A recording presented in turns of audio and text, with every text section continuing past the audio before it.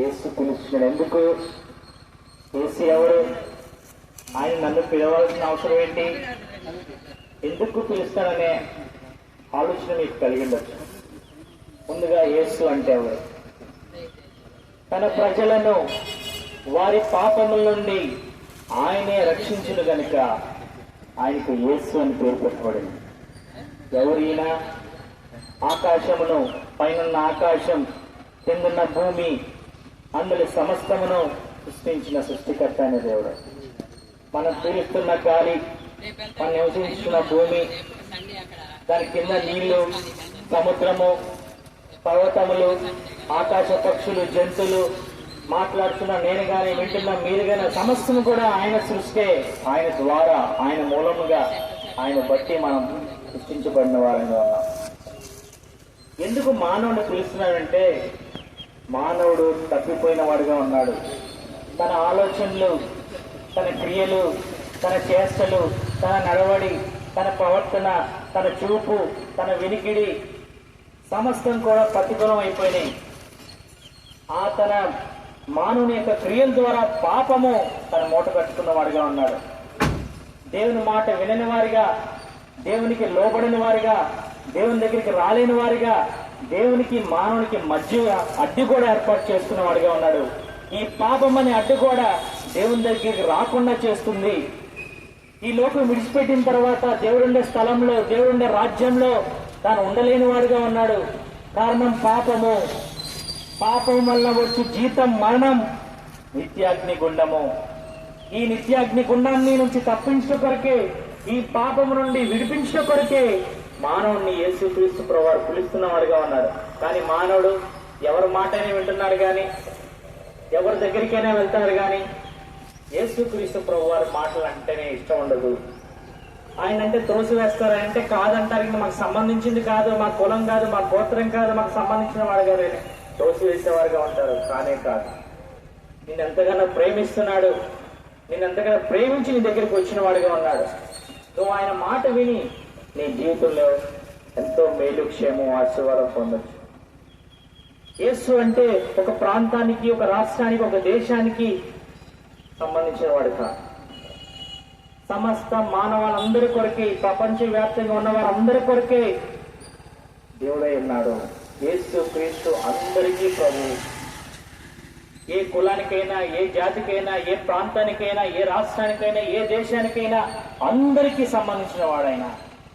మానవులే దేవుని కాదనుకుని త్రోసివేసేవారుగా ఉన్నారు. కాలేక ఈనాడు, ఈరోజు నీవు దేవుని మాటలుంటే నీ జీవితం మారిపోతుంది. నీ పాపములు క్షమించబడతాయి. నువ్వు దేవుని బిడ్డగా స్వీకరించబడతావు. ఈ లోకంలో ఉన్నంత కాలం నువ్వు దేవుని కలిగి ఉంటావు. ఈ లోకం విడిచిపెట్టిన తర్వాత కూడా ఆ దేవుడుండే స్థలంలో, దేవుడుండే రాజ్యంలో, పరలోక రాజ్యంలో నువ్వు వారసుడు అవుతావు. నీ జీవితాన్ని మార్చివేయడానికి యేసు నేను పిలుస్తున్నాడు. ఒకవేళ నువ్వు మార్గంలో తిరుగుతుంటే ఆ మార్గం నుంచి తప్పించి సరైన మార్గంలో నడిపించడం కొరకే. ఒకవేళ నువ్వు ఆలోచన తప్పి తిరుగుతుంటే నీకు సరైన ఆలోచన చెప్పి నిన్ను నడిపించడం కొరకే. నువ్వు సరైన మార్గాన్ని, కన్నులు పాడైపోతే నీ కన్ను సరైన మార్గం చూపించడం కొరకే నిన్ను పిలుస్తున్నాడు. నువ్వు సరైన వాటిని వినకుండా ఉంటే నేను సరైన వాటిని వినిపించడం కొరకే నేను పిలుస్తున్నవాడిగా అన్నాడు.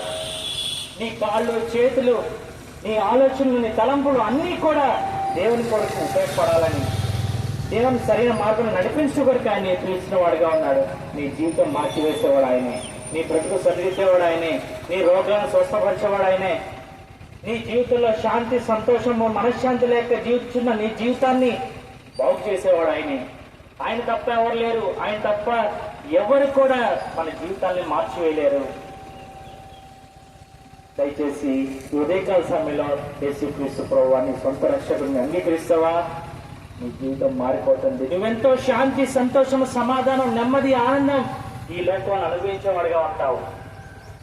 ఇది మతం కాదు, మార్గమై ఉంది. ఆ మార్గంలో నువ్వు పయనిస్తే నీ జీవితం ఎంతో సంతోషం పొందుతావు, ఎంతో ఆనందం పొందుతావు. అప్పుడు నీవును, నీ కుటుంబం కూడా రక్షింపబడుతుంది. ప్రవేశినందు విశ్వాసం వచ్చుము. అప్పుడు నీవును, నీ ఇంటి వారిను గొప్ప ఆత్మ రక్షణ పొందుతాను. మీరు ఇంకా ఎక్కువగా యేసుక్రీస్తు ప్రభువాన్ని గురించి తెలుసుకోవాలనుకుంటే కామోటోపు సెంటర్ దగ్గర కానూరు తీయన ప్రార్థనా మందిరం ఉంటుంది. అక్కడ రండి, దేవునికి సంబంధించిన మాటలు మీరు వినొచ్చు. మీ జీవితంలో ఎంతో ఆత్మీయంగా మేలు, క్షేమము, ఆశీర్వాదం పొందవచ్చు. మీ కొరకే చిన్న ప్రార్థన చేస్తాం. ప్రేమల మా ప్రియతల్లో పుట్టండి, పరిశుద్ధమైన దేవా, ఘనమైన మా ప్రభా, కోపవరంకి ప్రాంత ప్రజలకు మీ మాటలు వినిపించడానికి సహాయం చేస్తూ వచ్చాం. ఎంతమంది అయితే మీ మాటలు విన్నారో వారిని బట్టి మీకు ఎంతో ఉన్నారు. వాళ్ళ రక్షణ కార్యం జరిగించండి. కోర్సు వేసి మాకు కాదనుకుని పరిచయం పెట్టే వారితో మీరే మాట్లాడి దర్శించి, మీరే దేవుడు అని ప్రభా, మీరే మార్గం అని, మీ ద్వారానే ప్రభా పాపం క్షమించబడతాయి.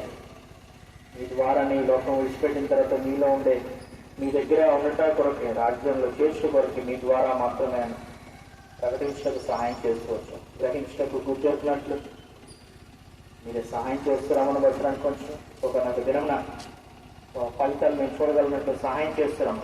గుర్తుపడిన వాక్యాన్ని దీవించడం, ఈ ప్రాంతాల్లో నివసిస్తున్న ప్రతి ఒక్క బిడ్డను మీరు జ్ఞాపకం చేసుకుని దీవించి ఆశీర్వదించి మేలు కొరకే జ్ఞాపకం చేస్తుంది. వారి పనుల్లో, వారి ఉద్యోగాల్లో, వారి వ్యాపారాల్లో మీరే తోడుగా ఉండి మీ కార్యాలు జరిగిస్తున్నాం. మీ అందరూ విశ్వాసం ఇచ్చినట్లు సహాయం చేస్తున్నాము. యేసు క్రీస్తు గారి ఘనమైన నామములో స్తుతించి ప్రార్థించి గణపతి వేడుకుంటున్నాం తండ్రి.